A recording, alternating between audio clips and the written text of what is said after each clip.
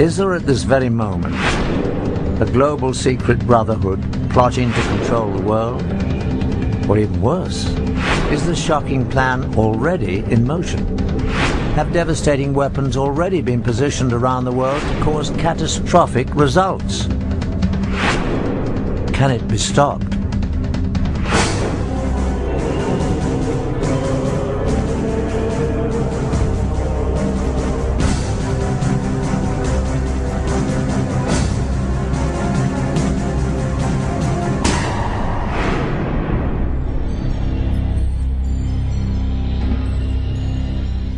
Hello, I'm Patrick McNee.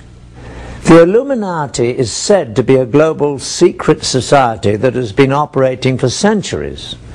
A hidden brotherhood that includes some of the world's most influential people, people of all races and religions that hold top positions in government, churches, business, education, science, medicine, military, financial, and charitable institutions.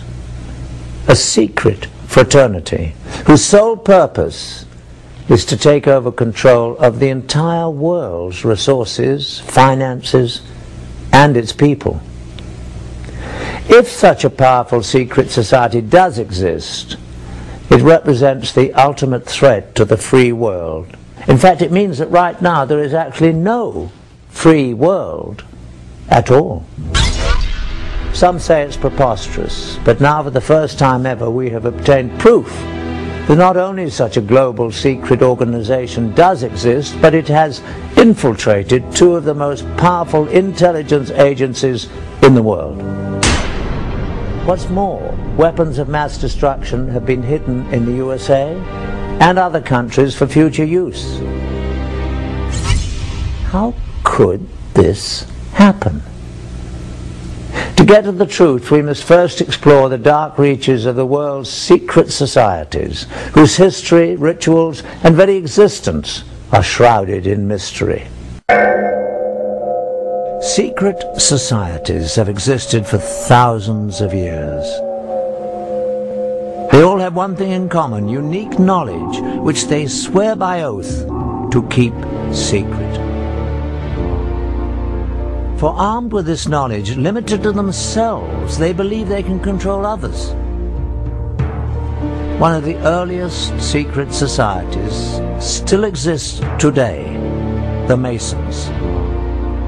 It is believed that its origins date back to ancient Egypt, when only a select guild of stoneworkers possessed special mathematical knowledge necessary for building the pyramids.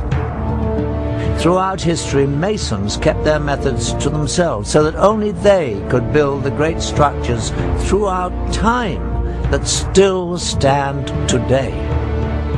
First, the pyramids, and on to the great castles and cathedrals of Europe.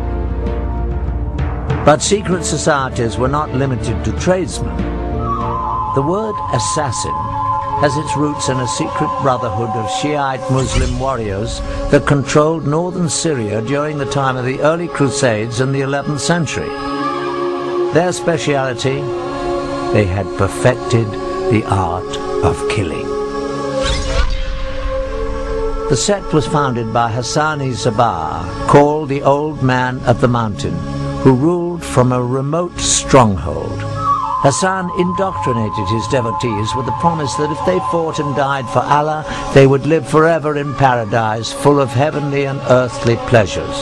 He used the gruesome power of torture and murder to give his teachings special impact and assure complete discipline and devotion. Hassan gave hashish to his fanatical disciples to induce a feeling of invincibility before sending them on suicide missions. Hence the name assassin was derived from the word hashashin, or hashish user. By 1100, the assassins were said to number over 70,000 fanatically devoted members. About the same time in history, another secret brotherhood was created, the Templars. The Prieuré de Sion, Priory of Zion, was a chivalrous fraternity created in medieval France with the purpose of preserving the Merovingian bloodline and returning them to the throne of France. Their official headquarters was the Abbey of Notre-Dame du Mont de Sion in Jerusalem.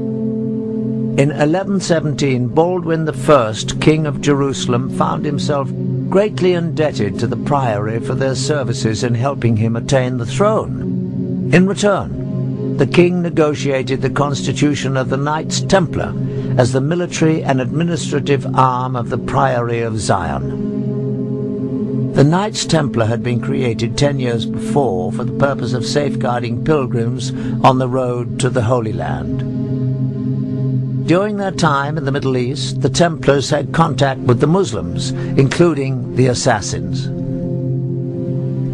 In fact, after the Crusades, because of the enemies they had in common, the Assassins took refuge among the Templars, imprinting the Christian soldiers with much of their fanatical and deadly ideas.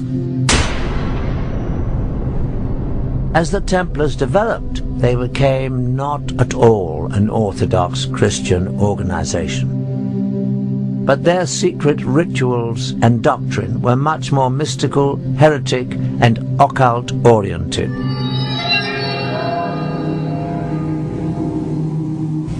As the power of the Templars grew, the Brotherhood developed into a church within the church, handling their own banking, revoking excommunications issued by bishops, and they answered only to the Pope.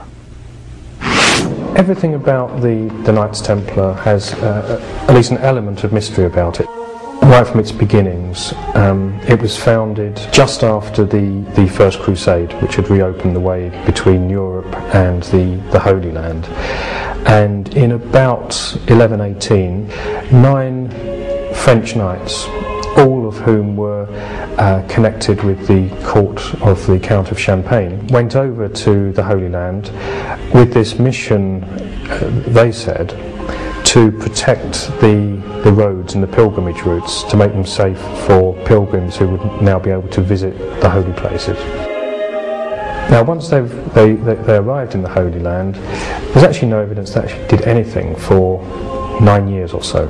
And right from the beginning, there's something that doesn't quite connect, and there's other evidence that this mission of protecting the pilgrimage routes was actually just a cover story. They actually went there for another reason. For some reason, these 9 knights thought that there was something to be found there. There's certainly evidence that they excavated beneath the Temple Mount. Archaeologists have actually found Templar artifacts from those excavations. As it turns out, the Templars spent very little time on the roads at all.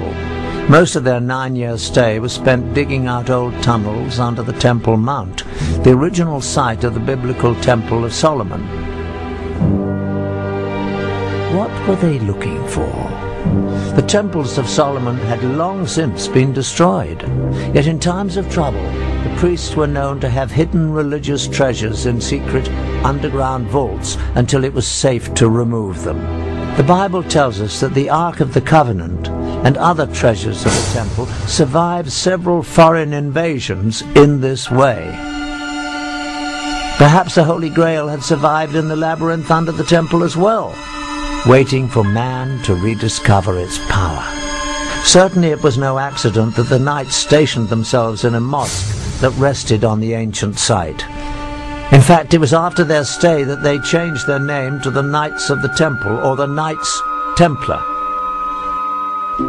A monk by the name of Bernard, who later became Saint Bernard, was involved in the formation of the Templars. Saint Bernard was involved in deciphering ancient Hebrew text. Bernard, although in many ways a very worldly person, was also very spiritual. In ways that are quite odd for his time, he was very much into the feminine side of religion, very much into the Black Madonna cults of particularly of the south of France, which are very kind of mysterious, almost pagan. He had a great veneration for the feminine.